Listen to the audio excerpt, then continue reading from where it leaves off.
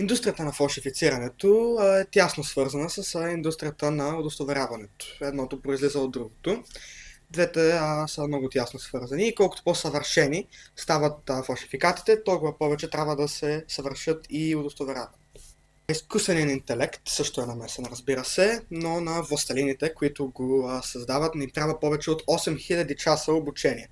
Въобще не е лесна работа. Започваме с характеристиките за автентичност на продуктите. Както се казва, дяволът е в детайлите. Това е стара френска поговорка. Но кои са детайлите всъщност? Това напълно зависи за какво говорим. Слушалки, например. Ние трябва да се гледаме в цвета им, в логото им, в начина, по който са създадени и в текста върху опаковката и може да се гледаме даже и в серийния номер. Да погледнем, например, маратонките, може да погледнем шевовете, дупките, логото, как изглежда. Такива неща трябва да се гледат, защото по тях всъщност личи качеството на този продукт. Сега мога да видим докъде са стигнали технологиите.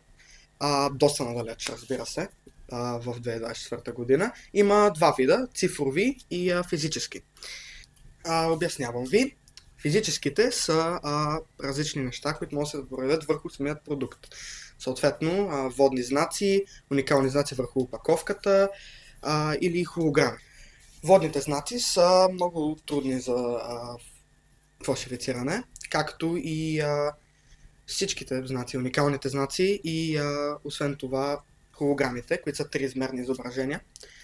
Но съответно имат начини фалшификаторите и тях да създадат след определено време, затова може да се използват вместо тях цифровите.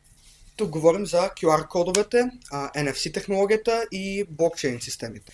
При QR кодовете, знаете, разбира се, в тях всъщност може да сканираш QR кода върху продукта и оттам получавате информация за продукта и за производството му. При NFC технологията е вградена в самият продукт и може да се сканира с смартфон. Освен това, NFC технологията си има и допълнителни екстри, като например ръководството за употреба и информация за марката.